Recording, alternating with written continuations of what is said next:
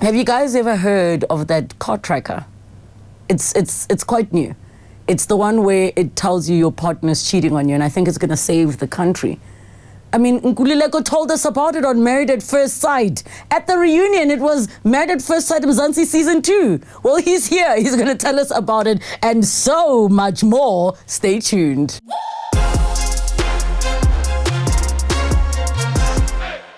Hey everybody, welcome to another episode of the Relebogile Mabotja podcast. We have interesting people talking about interesting things. Comment down below who you want to see on the show, but also subscribe and hit the notification bell so that you can find out when a new conversation drops or any other contents that we have on this wonderful channel with this community of ours. Now we extended an invite to all of the cast members of Married at First Sight Mzansi Season 2. Some accepted, some declined, and Nkululeko Mahlangu accepted. Welcome to the show. Thank you so much. How are you doing?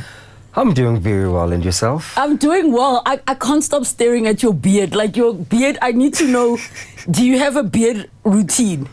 Not really. It's just that I know how to groom it, but I just take care of it. That's a routine. What do you do? You do the oils, you do the everything. To be honest, it's hair food. Hair food? It. Yes. So every week, I just cut it down, yes, groom it, and then I just put hair food. Have you ever considered, because it looks, it's an afro now, have you considered cornrowing or dreadlocking it, one of the two? I actually cut it, and yes, I've once cornrowed it, because it was like this. How did it look? It looked very funny. It looked very funny because now the cornrows were just hanging down here, and it was like, what the heck is this? Why did you have it so big? Are you trying to be like Abraham? No. Father Abraham, who had many sons. I wasn't, right? Yes. But I think COVID, because now we couldn't go out to barbers and stuff like that. So that's when I saw the full extent of it. It was so how clippers, scaro, nothing. I like being articulate. So I see. Yeah, I was like, I'll just wait until we can go out. So at some point in the show, you revealed that you've done TV before. Yes. So what are some of the interesting things that you've done? So I've shot with Mercedes-Benz. Yes. 2019, I was one of their ambassadors. Hi, yeah, I was the face of Jameson for 4 years on a website.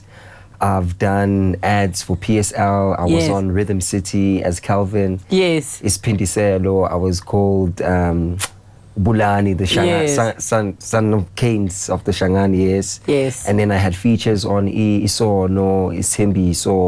So yeah, I was literally in the media space because it's something I studied. I studied film and TV production techniques in City Varsity. Okay. Yeah. Is it something that you were kind of always passionate about, or it's something you fell into? No, I was born a character. So when I grew up at home, they were like, "Hey, when I made a way actor," because I was just that character, you know. So it just became love. So the reason I did not study acting and I did film and TV because in 2012, 2013, you know, acting wasn't that big. So I wanted to actually have something to fall back on if, you know, the acting scene didn't work out or it didn't have money. So I know I've got a background. It does not have money, just so we are all clear. Yes, I know. It does not have money. That's why I just left that space. Yes. But yeah, I was very passionate. I'm still passionate about it. But it's just that I just want to be realistic, you know, in the economy we're living in and how also the entertainment industry can have that dark side, you know, if you are not grounded. So that's why I just told myself I'd rather not be in that space anymore. So when you were a kid growing up, what was little Nkululeko like? Yo, little Nkululeko was so fun, man. You know, he was a character full of jokes, light playing. What I loved the most is swimming. I did swimming. I did gymnastics for 13 years. So yeah, I'm a person that I did everything. Did you get into b-boying? Because gymnastics and b-boying, in terms of what you can do with manipulating. I can b-boy. I was dancing for a crew called the Illicit Dance Crew. We came out actually number 3 because they used to have this big competitions in the East called Dance to Las Vegas. Yes. In Carnival City. And our crew was so good. We came out like number 3 in that, you know, I can already see you in the... Yeah, the crumping, the... Yeah, The waving, yeah. So that's why also the Chris Brown thing came, because I was a dancer as well. And I used to rap. I'm very good at rapping and singing. So should I give you a beat? let's go. Okay. Let's go. Here Give we me a go. Okay. Okay. Okay. Say, I see this light shining down my life. I'm a young star shooting bright. Despite all this negative I've been through, I had no clue. Only schooled a few, now I'm brand new. I'm dissing all the fools, only being true. Chilling with you on this podcast. Now we about to be true. So what is the hook? Because you said you sing. What's the hook? I can't sing right now. I got something funny on my throat. Okay, no, you are those entertainers, the ones that did it all. Yeah, did it all. Even the rapping, it started at church, and my granny liked it because, you know, you were like, yeah, Corinthians verse 1 come through. That time Jesus said. No, I was my first rap. It was based on a scripture in Psalms. I've been waiting for the Lord, be strong, take heart. I've been waiting for the mighty God. Whom shall I fear? Whom shall I fear? So that was the hook. And then Yahweh.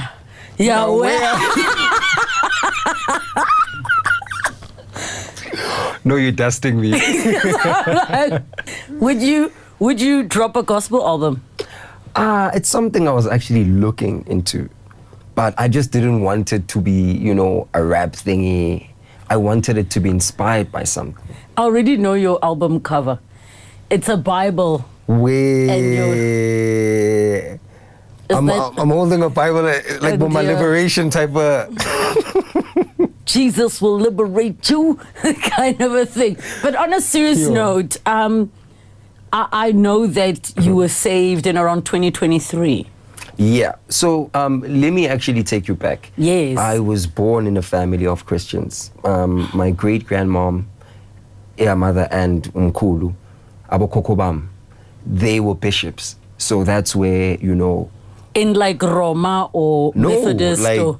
Christian, Abazalwane. You know, they had a church, House of Virtue Ministries. Yes. So since they were the owners of the church, me and my siblings and cousins, we were part of the church. Umandla was doing the drums, Nomtandas was part of the choir. I also did the rapping thing. So only PK?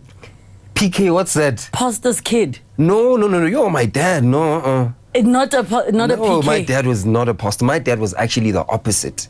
My dad was the Amadlozi type. Yes. You know? So yeah, my mom's family side was the Christian side.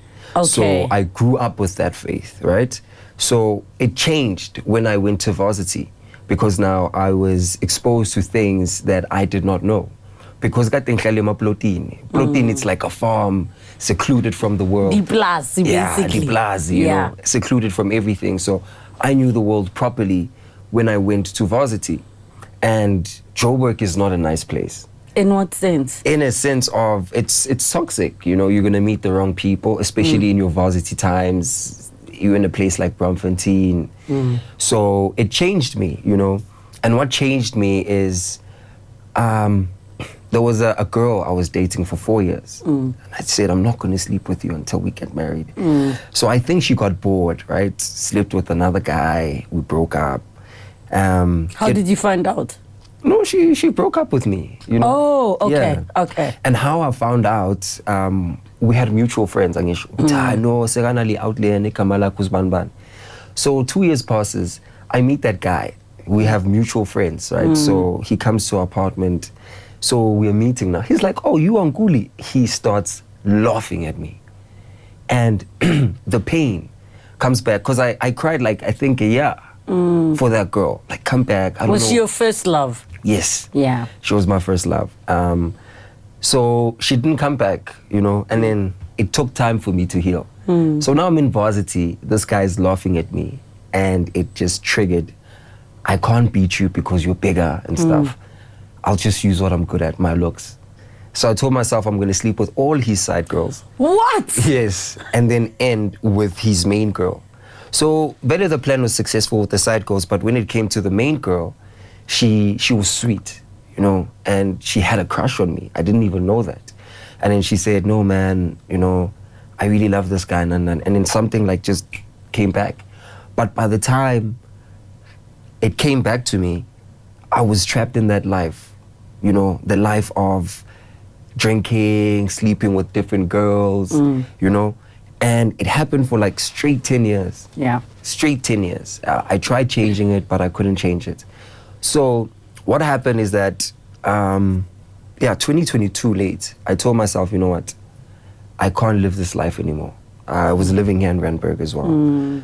I sold everything. I got a house in the East. It's a very quiet space. And I told myself, I'm going to work on myself. And I remember there was a day I fasted like for that whole week, but I couldn't stop smoking. Like that's how I just got back to this faith like so strongly. I just wanted to stop smoking. Tobacco or other cigarettes. things? Okay. No, cigarettes. The other things, it wasn't, I don't have an addictive personality. Yes. So it was just cigarettes. I remember after the fast, I was like, Lord, I don't know why, but I give it all to you. I don't want the houses. I don't want anything. I just want to serve you now. Like literally you are my goal. And just like that. And then I remember it was March. After praying that prayer, something was like, start a journey, you know, and I started recording my first video. I had dreads on social media. Hey guys, this is day one, fighting temptation, what. And it's been every day, you know, and a whole lot of people got literally saved by that. Some would call me, Joe, I'm inspired. Some from America would send me money. Like that 3 months, just me being in my room and being groomed by the Holy Spirit, I lived like a king because there'd be food coming. It's like I wasn't even asking. The way my focus was just on God. And I just grew rapidly. And I understood the Bible better than what I knew it or what I knew it for. Because when we grew up, we learned the faith because we were taught.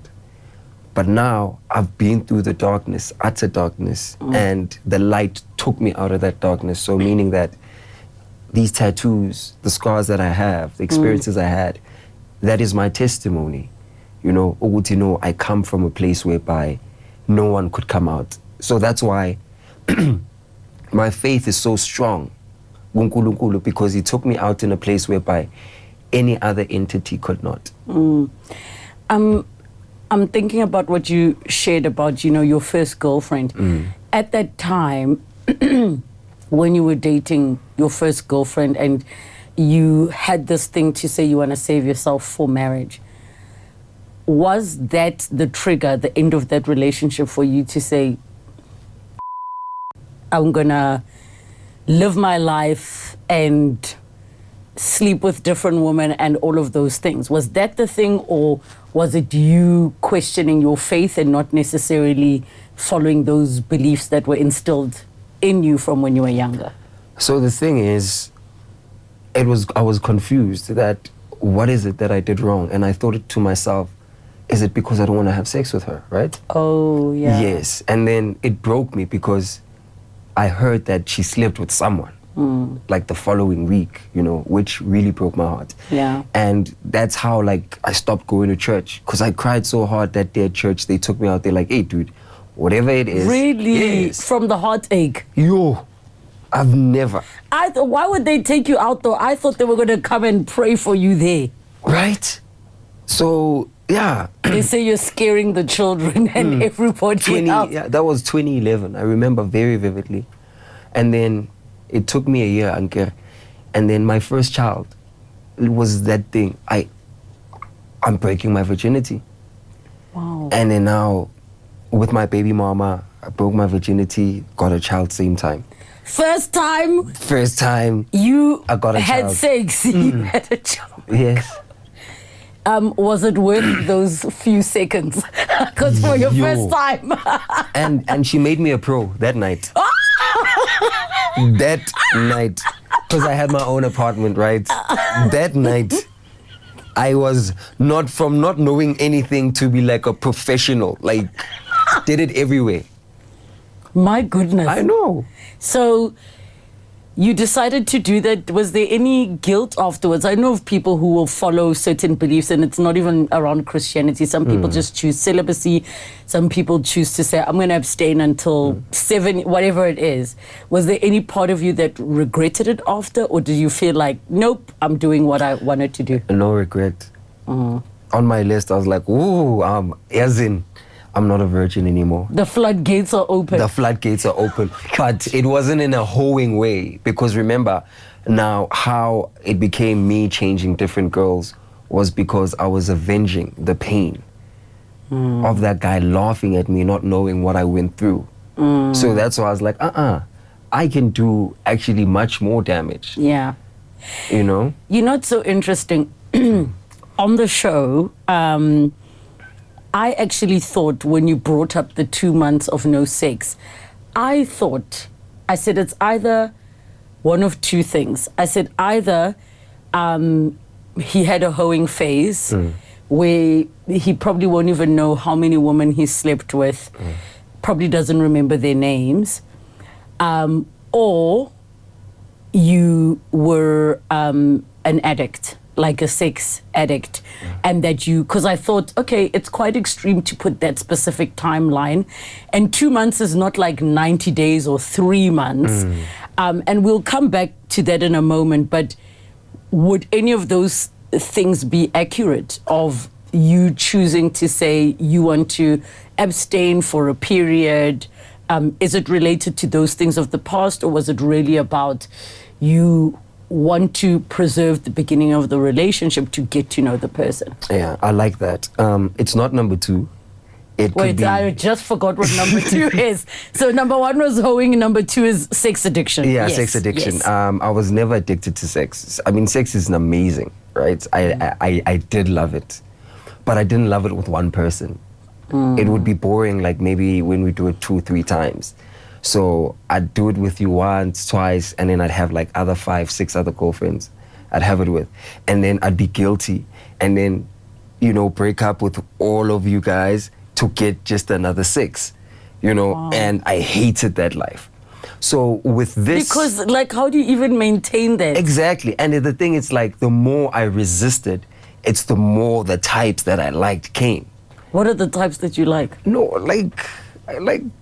You know, like gorgeous, you know, like those gorgeous slay queens, nice girl, you know, with that type of attitude. I was like, I like that.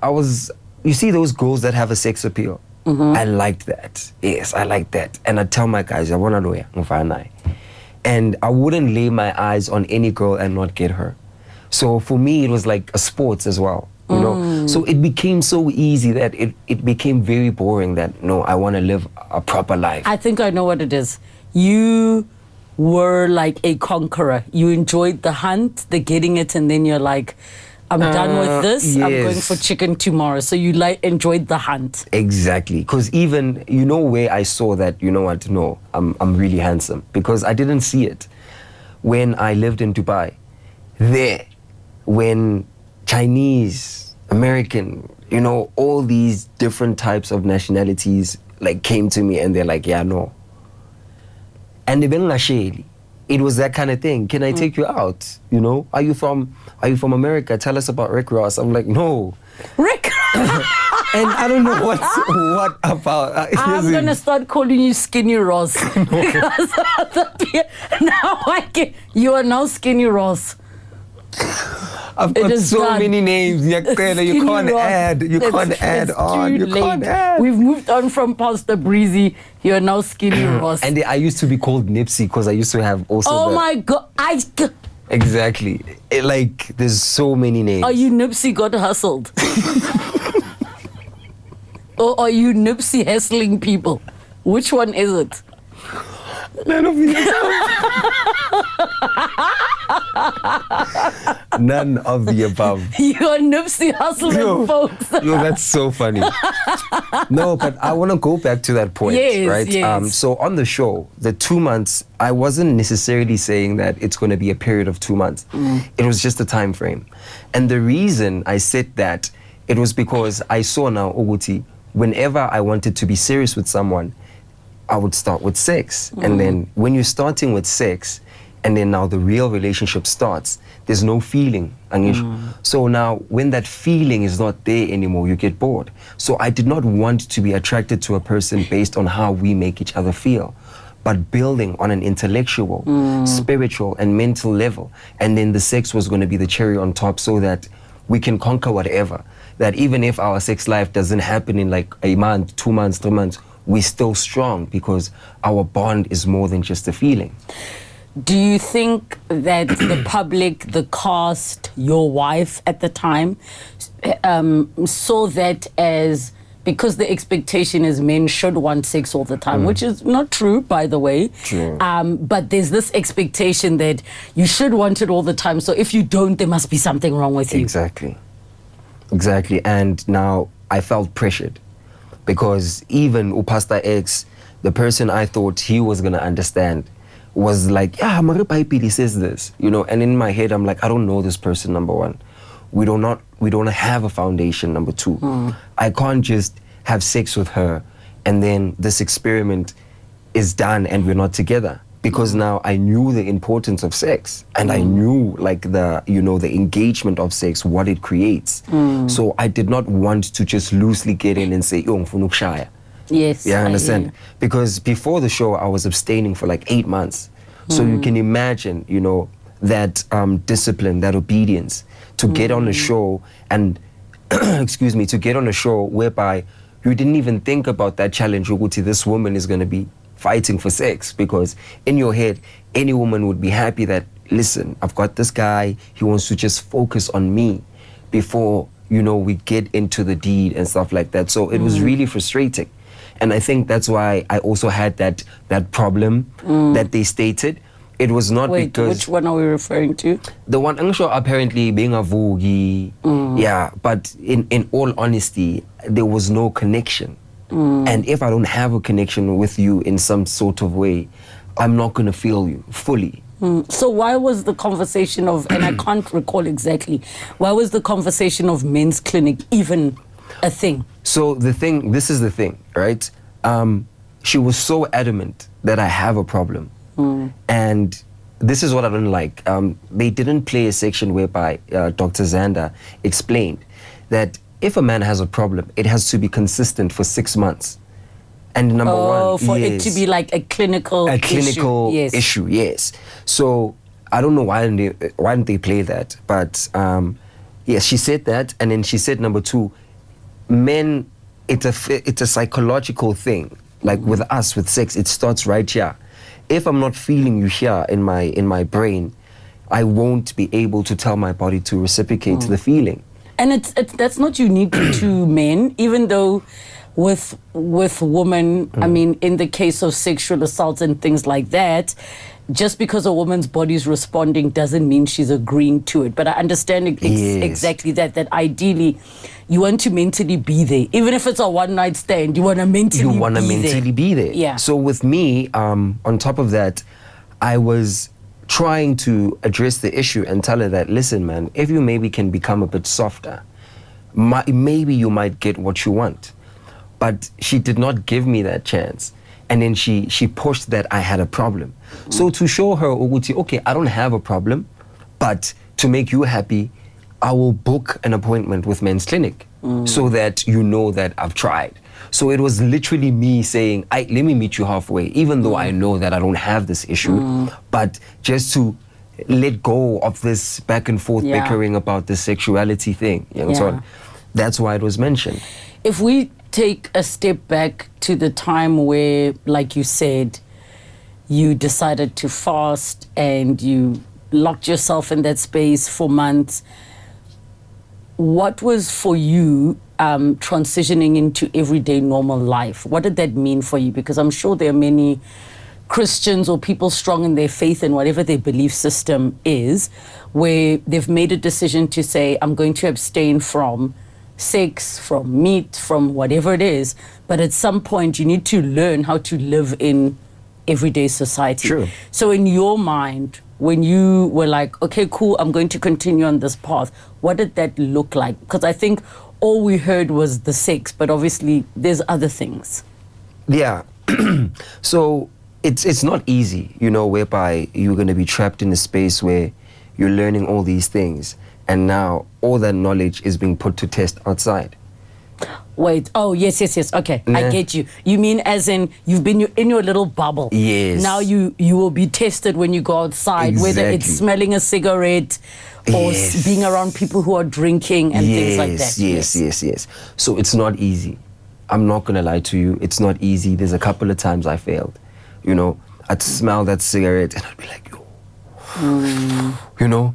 Yo, Or you'd be stressed and want... Yes, because now I'm back at work, you know, or I'm meeting my family, because I do have a family side whereby they're young, but, you know, they drink, and I'm a family-orientated person, so... bengingafuni ukuthi, but siyazitshela since he's this Christian guy, you know, I still wanted to maintain. So that lifestyle was not easy for me, you know. But I think what helped is intimate time with God. So as much as I didn't do it much, but I know 4 to 6, whatever happens, that's my time with God. And in that, I learned that surrendering the things that you cannot control each and every day is okay, because being a Christian doesn't mean that you're perfect. It means that you are accepting that you are weak and that you do not know how to control these things. So you admit them and then just give them to God. But when you give them to God, you literally just move forward. Why do you say weak and not human? Weak and not human? Yes. You're saying that you can admit that you are weak, you know, because it is hard being exposed to temptation. Why do you see it as weak and not just being human? That's so beautiful. You know what I'm saying? Because yes, that's very true. Not everybody might say, you know, I want to quit this or not do this, but we're all faced with various things that we've told ourselves we don't want to do anymore, that we do, whether it's, I don't want to shout at my children, or I don't want to swear, whatever it is. So I was curious about the choice of word of weak. Okay, yeah, that's very powerful. You're right. But I think in faith, where we are weak, that's where we conquer the most. And I learned that on the show, that, you know what, in weakness, Paul was right. Whenever you boast about your weaknesses, insults and persecutions and the calamities that you face, that's where you're allowing God's strength to actually lead you. And you become at peace at the fact that, you know what, I'm a dirtbag and I come from the ground and it's okay. The reason I'm here, it's grace. I am gonna fail.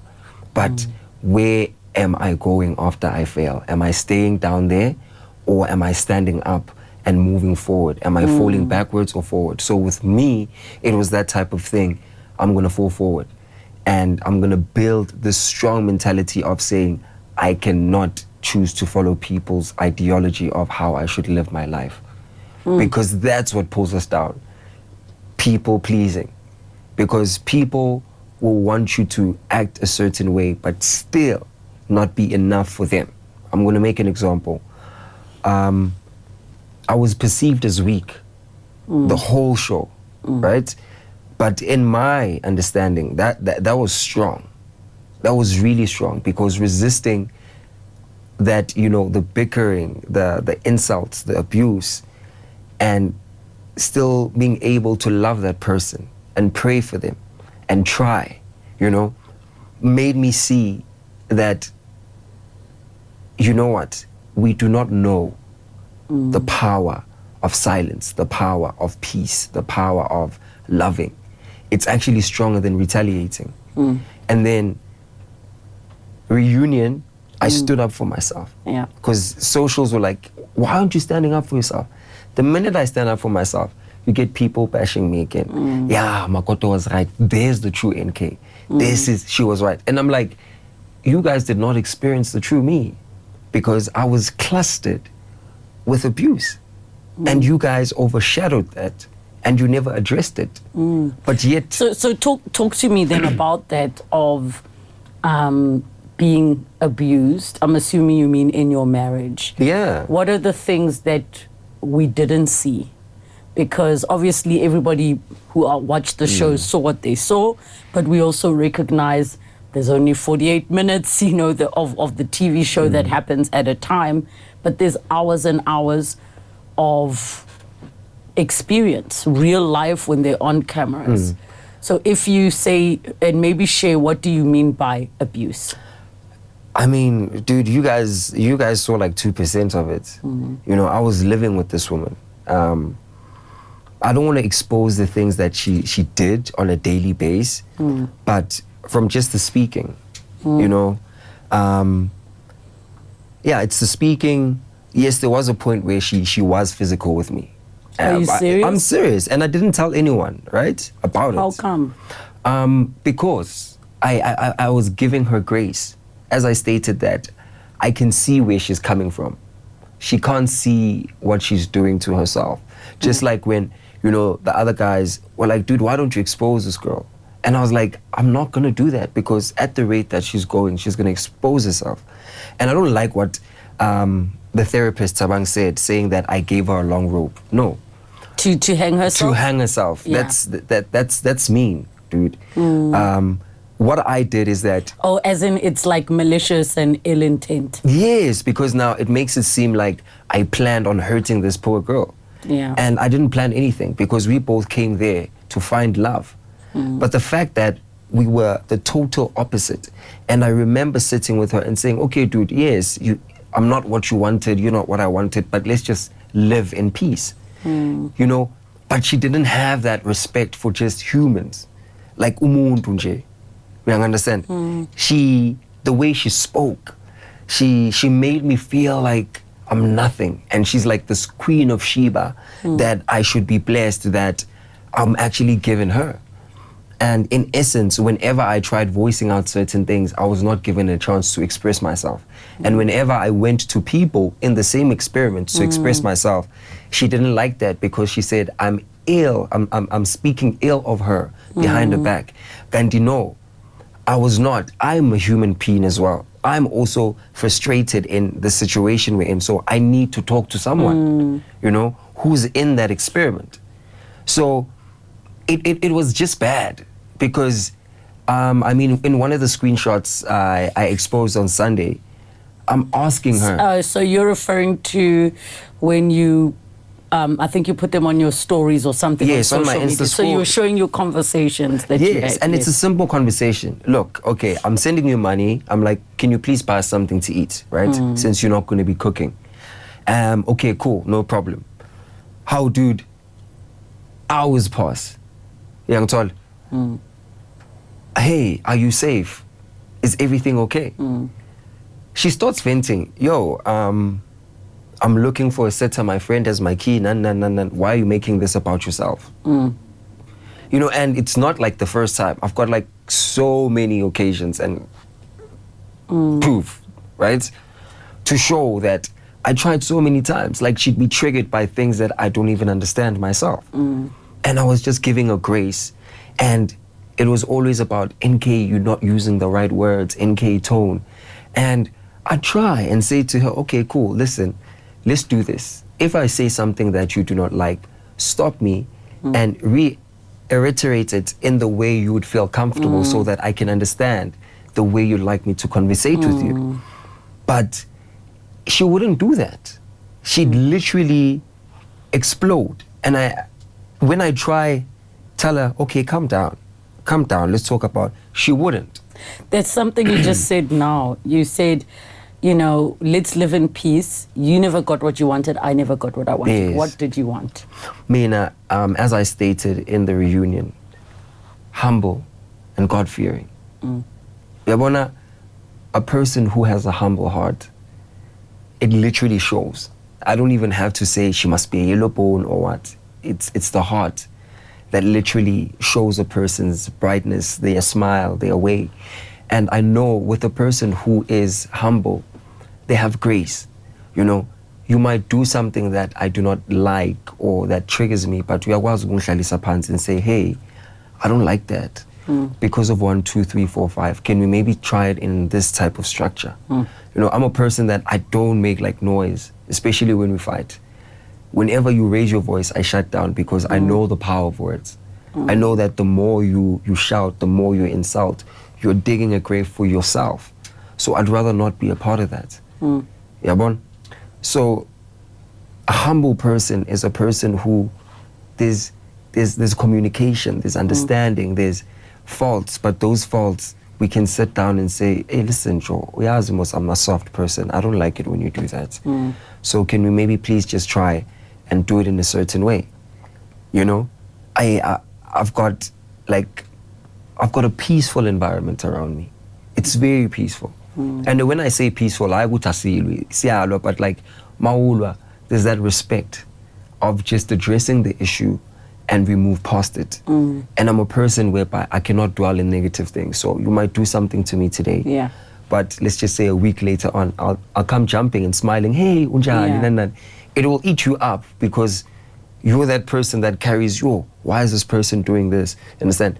But because I've got so much love, I don't have space for hate. And it's sad that we live in a society whereby when you meet a genuinely nice person who is the way they are, they think that you've got malicious intent. So why do you, or rather, what do you believe the reason is that she felt you were lying? Because she said it often in the show. I think it's past traumas. I'm not going to lie to you.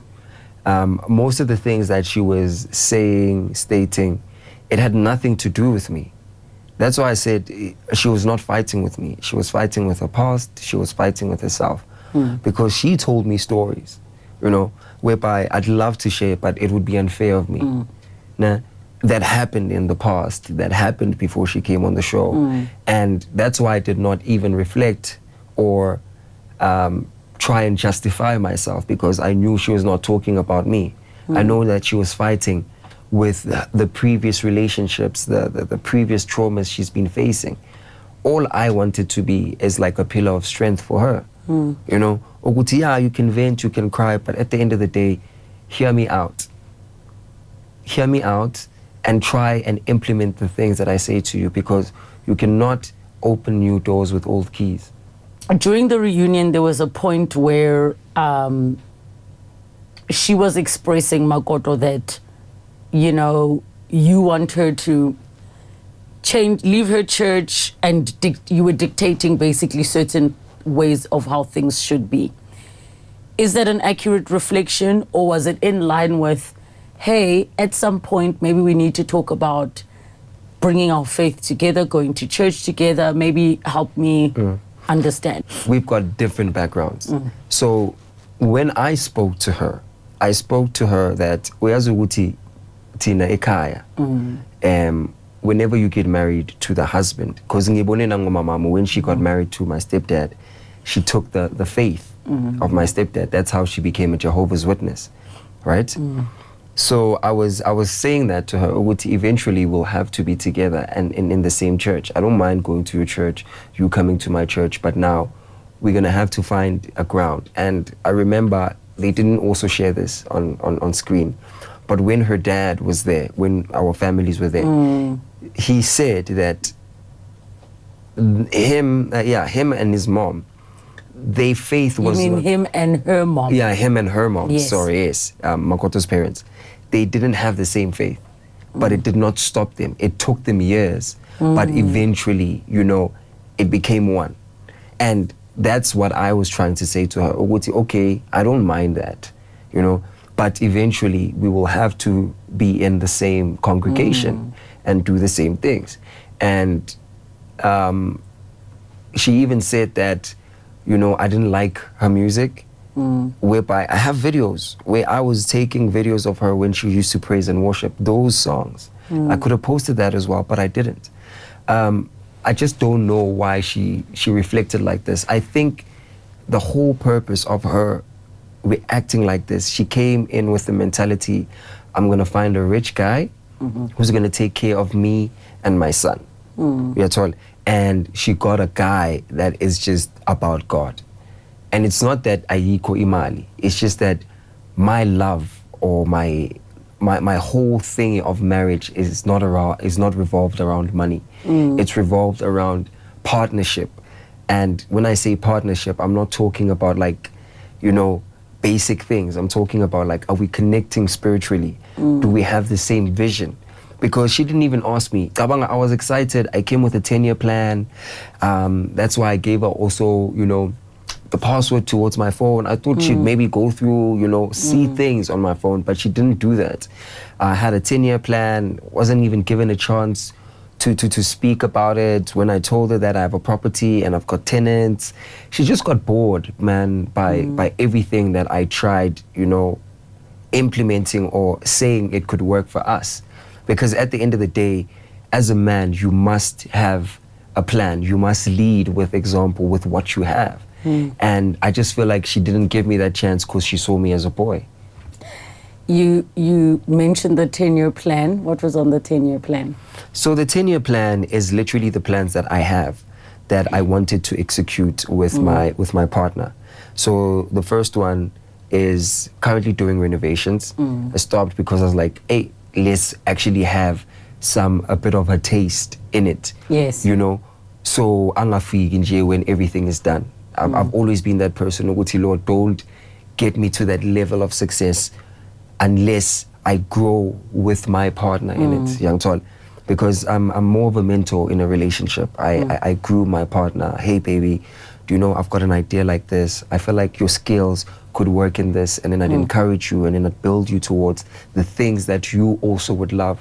So that's what I know being a man is, young tall, and give you a direction, because I'm good at analyzing you. I'm good at understanding the things you love, and you don't even have to ask. That's one of the nice things about me, having me as a partner, that I learn you as my partner, and I just start doing things without you asking, because I've got a pattern of who you are now.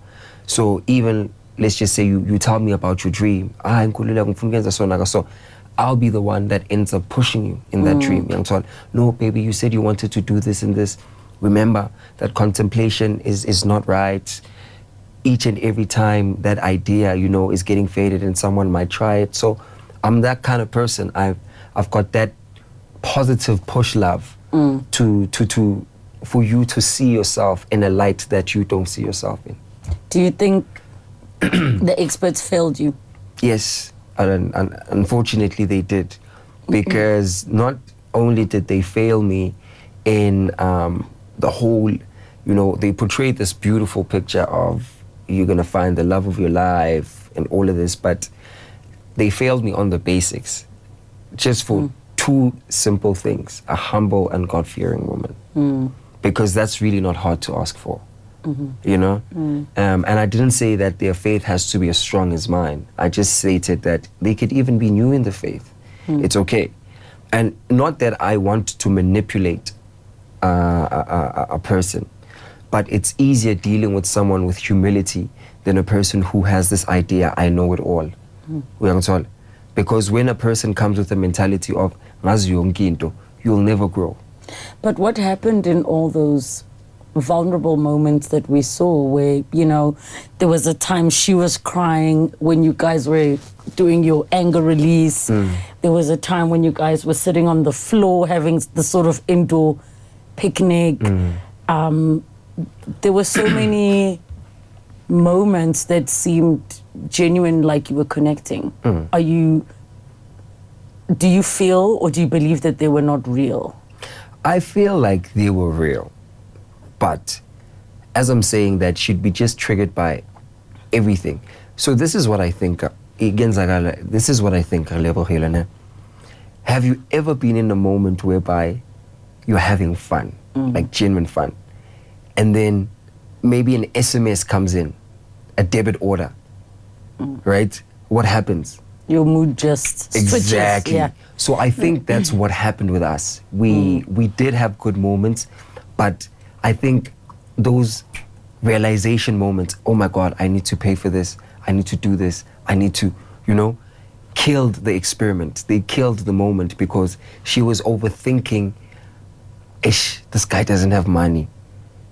I didn't renew my lease, I didn't, you know, and it ruined that moment.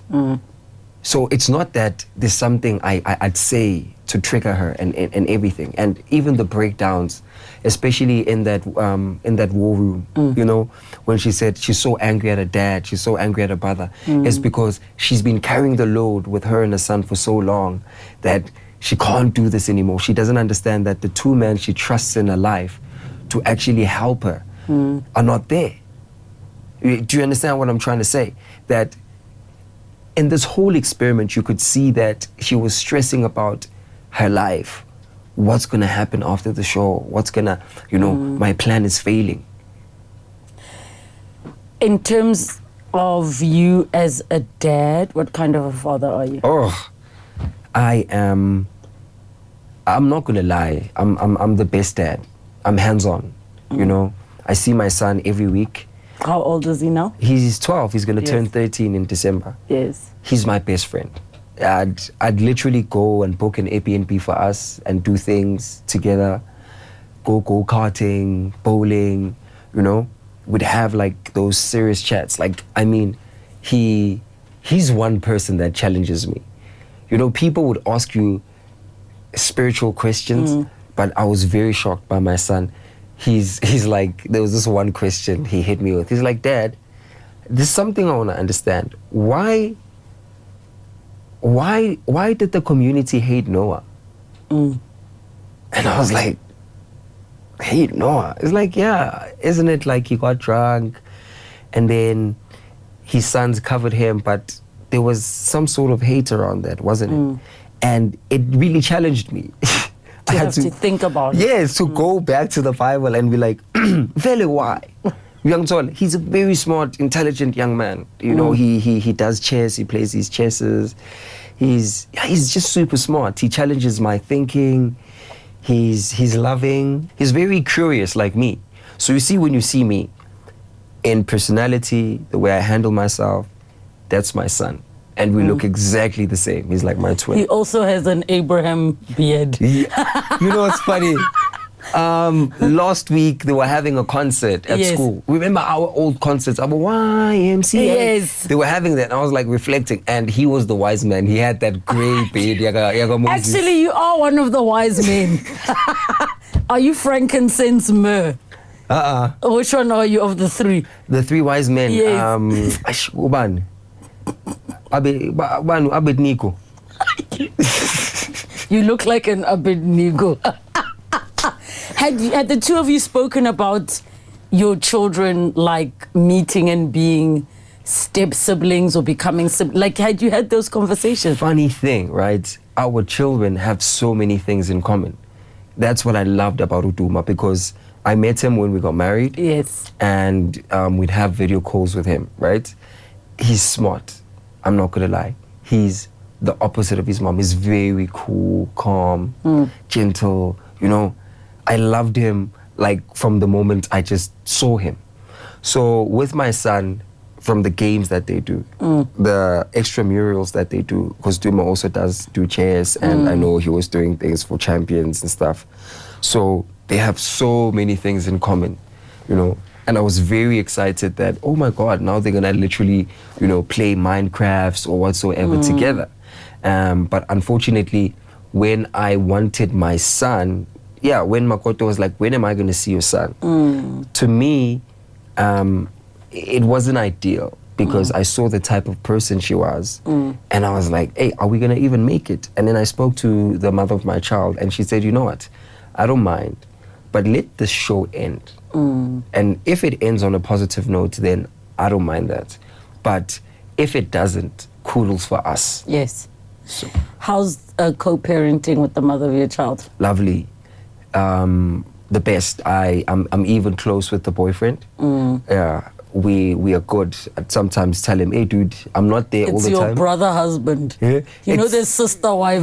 Yeah, not even brother husband, but that thing of, hey, my ganga le ngoba ngikho ungabi too soft bambi shake nje, you know, like we've got that type of relationship. It's very healthy. We communicate about everything. We, you know, we'd even be maybe going through certain things that doesn't have to do with a child, and we'd give each other advice. That's how healthy the relationship has been. So yeah, I've never really related with the baby mama drama type saga. Because that's not something that no, my life is honestly peaceful.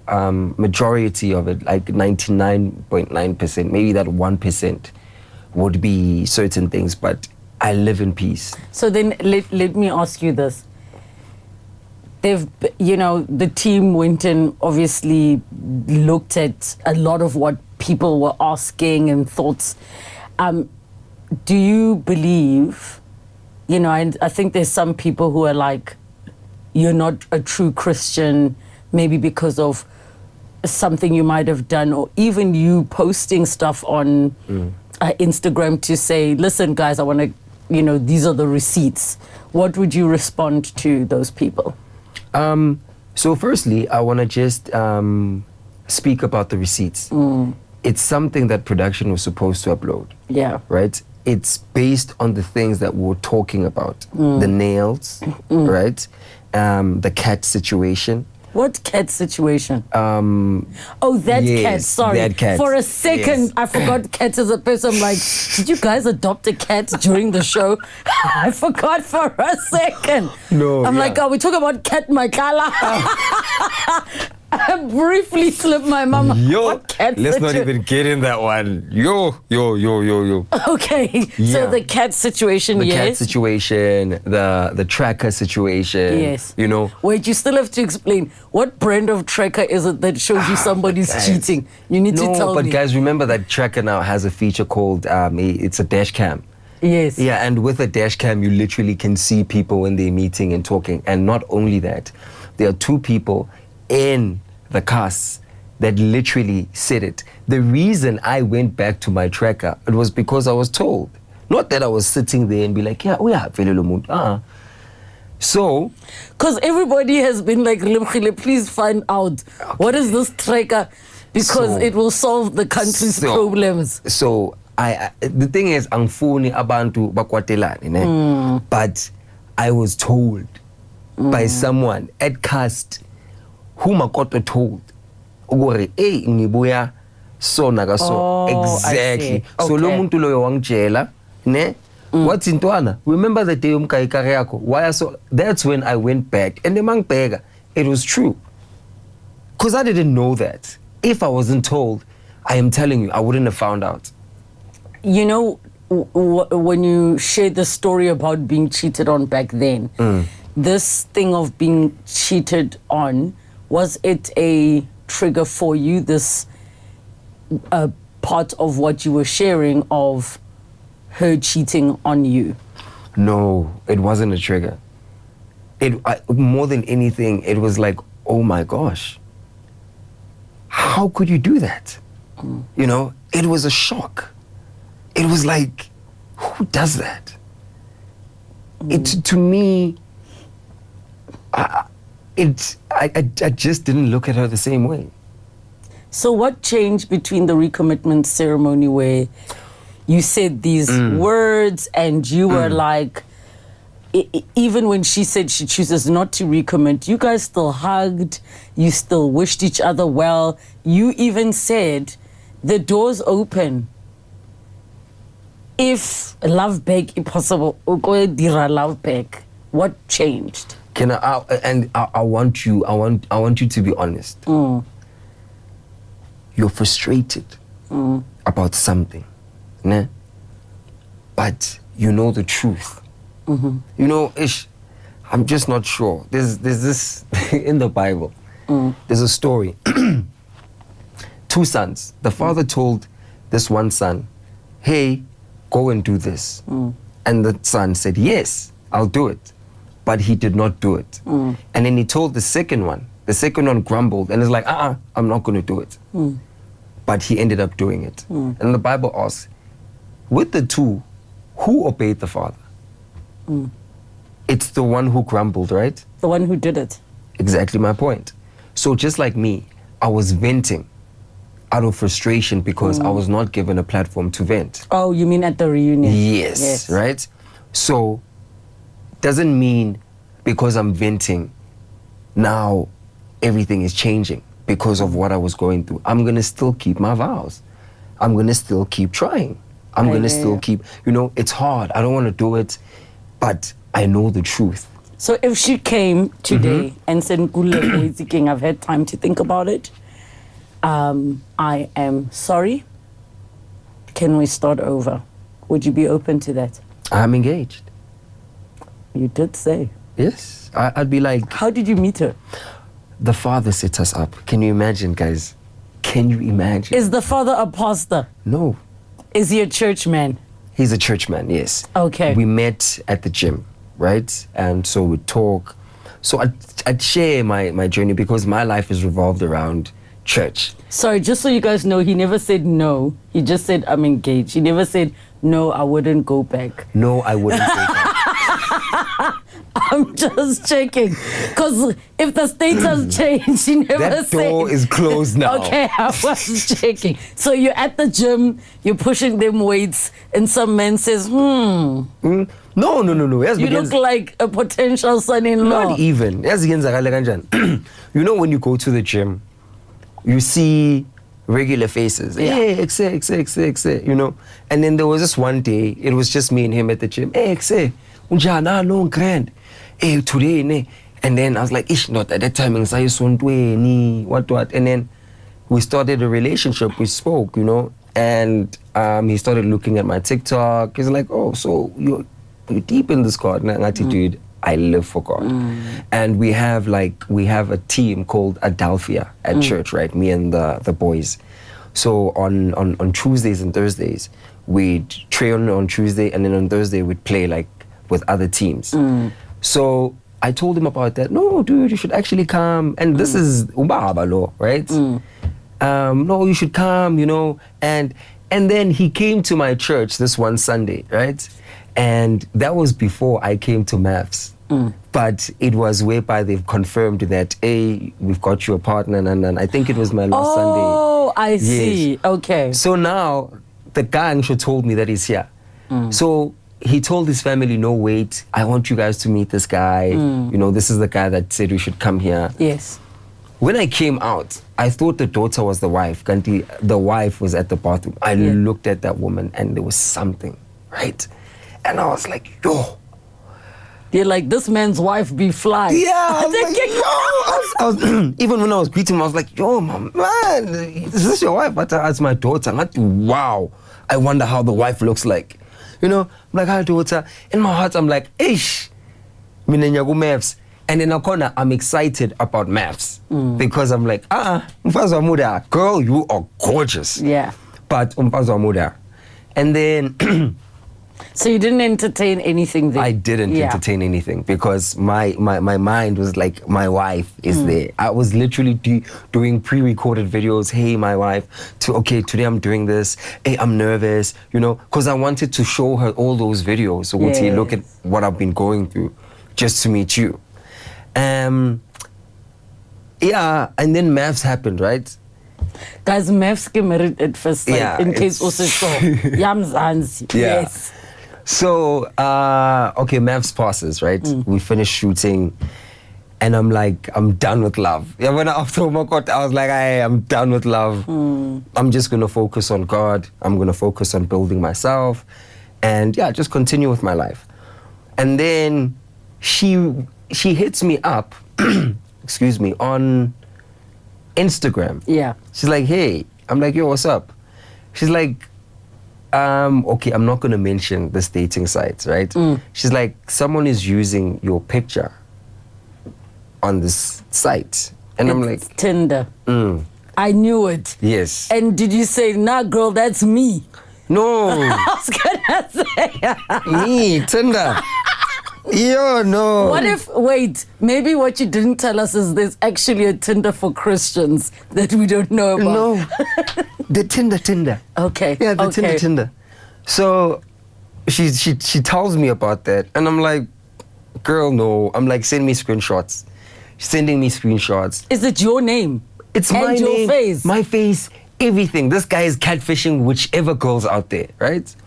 So she reaches out and she's like, yeah, and my dad also told me that you got married now. Congratulations. And it's, man, unfortunately, you know. And then she's like, got this concern, right? And I was like, you know what? Let's actually meet up. We set a date, we meet up. You set a date to go on a date? Yeah, we set a date to go on a date, but now this date is not, let's get to know each other. Okay. It's a date of, let me tell you what I went through. Yes. Because I needed to vent to someone, right? Someone who does not know me. And we had that. We started talking, you know, and then she's hearing my experience, and she's like, sure. And I don't know, in the midst of all that talking, something clicked in both of us. And things weren't the same. What was she doing on Tinder? She was looking for a man, Shem. She's been single for a year. And then she found you Indirectly. Not knowing, Uguti no, Vele, the time they came to church, the dad was trying to hook us up. Oh. Look at destiny. So you guys then started dating, which obviously we know there's a long period that happens between. I see. Of May. Oh my gosh. Yeah, like and it became official. Like, do you know when they say that you will know? That girl, till this day, whenever I see her, it feels like we're meeting for the first time. How does she feel about you talking about, because Makoto's now an ex? How does she feel about that? She was actually shocked because we'd watched the show together, and she's like, this girl is getting the opposite. I'm getting the opposite of what she's explaining. You know, she didn't understand how she couldn't see this great guy. And she's like, you know what, thank God that it did not work out, because I wouldn't have met you. When is the wedding? We haven't set a date. Yeah, Ankara, we had a COVID proposal. A COVID proposal? Yeah, because obviously I couldn't go out because the show was playing. Yes. Our birthday was on the 12th of August. Yeah. Yes. So couldn't even pose. People are going to be confused. It's not 2020. Yes. As in, like, you have to remain in the bubble quarantine, so people don't know. You're in show quarantine. Yes, show quarantine, right? Which was not nice. Or show lockdown. Yeah, show lockdown. Yes. Which was not nice. Yes. But what I love about her is she is not only amazing, her family is extraordinary, man. We have these couple fellowships that are hosted by her granny every month. Because her aunts, her mom are married, right? And it's like this counseling for people who are in marriage. Like there's certain topics we talk about. We are also included because obviously now we're in the journey of getting married. So it's that pre-marital counseling stage right now, so that we could see, are we compatible? Are the visions, you know? And I like that because I've never had that before. So I fetch her every day from work. We chill. Sometimes I go to her place while her parents are there and we have a chat. You know, my family loves her. Like, it's just a beautiful bond. Your son is old enough to have seen clips on social media if you didn't watch the show. And what has he asked you about the show? He said, Dad, I am glad you're not with that woman anymore. He said, I'm glad you're not with that woman anymore. Imagine a 12-year-old being able to discern that there's something wrong with that girl. Is there anything you would have done differently on the show? Nothing. Not a single thing? Not a single thing. Because I know that I did not impose my faith on anyone. I know that I gave it my 110% in loving someone who does not know true love, you know, and giving my all, whereby I could have just given up and said, you know what, I'm not going to deal with this, I can leave. But it made me realize that I could literally put someone above myself. And I don't mind being a rag because I understand the power of laying your life for your brother or your sister. Yeah, because my thing was, if I give up on Umakoto, who is going to help her? Because we're living in a society that a person is going to look at a person like her and say, Yazin, I'm done with you. I'm going to live my life. I'm done helping people. When last did you speak to her? A reunion. Yeah. And that was rough. And it was rough. And I really don't know why she has so much hate for me, because I don't hate her at all. I still pray for her. Funny enough. Uguti, she must have a softened heart. Friends that truly care, you know, and have like a true relationship with God. Because when you're a child of God, we see you with the fruits of the Spirit, not by you just speaking. It's how you live your life. It's how you treat the next person. And what your son said, that love thy neighbor as you love yourself. And that's where you know that you're not in control of your life, when you can love the next person as much as you love yourself. He only knows that because we were speaking about my son before we started shooting. And I was sharing that he's already quoting verses to me and things like that. Is there anything you want to clarify or say to everybody watching? It can be anything you want to share. Yeah. To be honest, right? We are living in such a dark society that even a good thing is not seen. And it's very scary. And I've been getting a whole lot of DMs from male and female. They want me to mentor them, help them in their spiritual journey. But there's one thing I can say, that if you are not willing to change yourself, nothing is going to happen, because the world is not your enemy. You are your biggest enemy. You are the one that limits yourself in opening the doors that you pray for. The minute you surrender and say, you know what, I am weak, that's the day things open. And the minute you stop living for people's perspective, that's when you will see a true reality of your purpose on earth. Do you still have relationships with the rest of the cast members? Yes, all of them. We have a really great relationship. Obviously not the female side. Yeah. On the female side, I'd say I do speak to Palesa. And then with the guys, we actually going to be meeting on the 1st. Yeah, because it's Timber's birthday. So yeah, we're keeping it strong. We literally there for each other. And you know, when you're wrong, we tell you. When I'm wrong, they tell me. When, like, I think it's a brotherhood that we needed. So yeah.